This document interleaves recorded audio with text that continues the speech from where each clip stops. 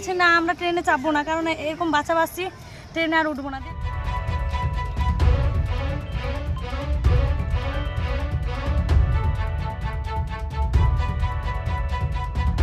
সোমের সাত সকালে ভয়াবহ দুর্ঘটনা উত্তরবঙ্গে।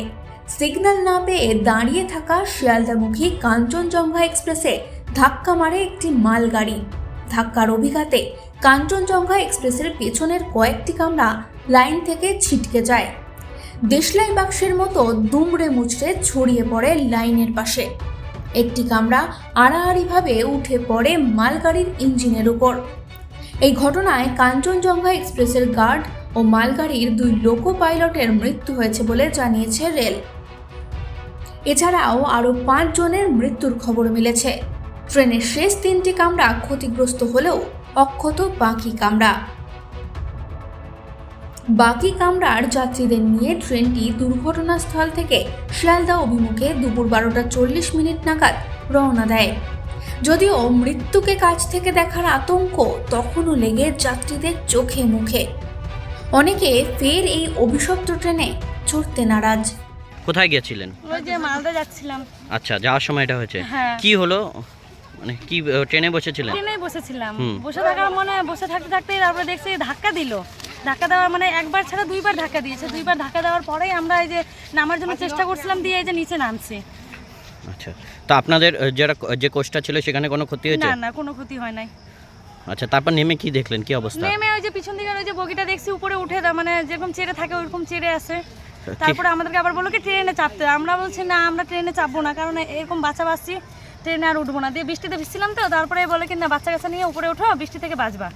দিয়ে যে বাচ্চা কাচ্চা নিয়ে উপরে উঠলাম, তারপরে আবার সবাই নেমে এই যে কেন যাচ্ছিলেন মালদা? ওই যে বড় মেয়ে এখানে থাকে, তো বড় মেয়েকে আনতে যাচ্ছিলাম। এখানে কোথায় থাকেন? এখানে এই যে নিউ জলপাইগুড়িতে থাকি।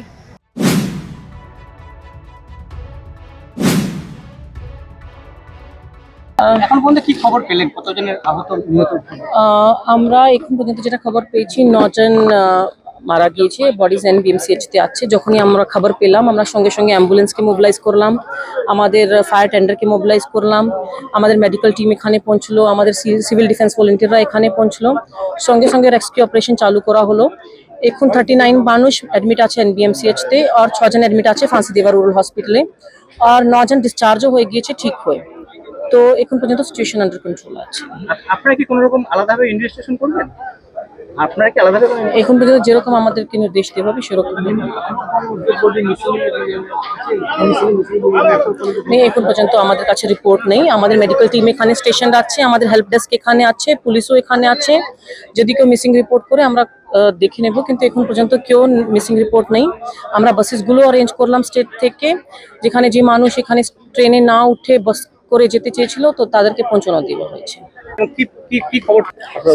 সবসময় আগে সকালে আমরা ঘটনা পেয়েছিলাম কি একটা ট্রেন অ্যাক্সিডেন্ট এখানে, আশা করছি কেউ লোক আমরা জানিয়েছি ফোনে কি হয়েছে। আমরা ইমিডিয়েটলি স্পটে আমাদের পুলিশকে পাঠালাম, এখানে দেখলাম আমরা কি এইরকম ঘটনা হয়েছে। অ্যান্ড ইমিডিয়েটলি এখানকার লোকাল লোক সাথে পুলিশ মিলিয়ে সব আমরা ইমিডিয়েট স্টার্টিংয়ে কিছু রেস্কিউ যে করা হয় ওটা আমরা করলাম, আর তারপরে আমরা বাকি যে এজেন্সিজ আছে সবাই এসে এখানে রেস্কিউ এফার্ট মধ্যে ইনভলভ হয়েছে। মানে প্রাথমিকভাবে কতজন আহত মৃত? 10-11 के आसपास এটা আমাদের কাছে প্রাথমিক ফিগার আছে, but I am not very sure about it. আর অ্যারাউন্ড 50-60 के आसपास ইনজার হয়েছিলেন, কিছু লোক রিলিজ भी হয়ে গেছেন, বাট সব হসপিটালে পৌঁছে গেছে, এখানে কেউ আটকে নিয়ে আছেন। আর এই চালক এবং গার্ড সহ চালক এন্ড গার্ড भी আছেন, উনিও যার ডেথ হয়েছে ওনার মধ্যে ইনভলভ আছেন ওনারা। মানে মিনিমাম 10 থেকে 11 জন এখন পর্যন্ত যা আপনারা পাচ্ছেন। সে বললাম আমি। রেলের থেকে আলাদা ইনভেস্টিগেশন করছে, আপনারা কি আলাদাভাবে কোনো ইনভেস্টিগেশন করতেছেন? সেটা ডিস্ট্রিক্ট পুলিশ এর উপর ডিপেন্ড করবে না, জিআরপি অথবা রেলওয়ে যে করবে এটা ইনভেস্টিগেশন মধ্যে দেখা যাবে। এই সময় ডিজিটাল।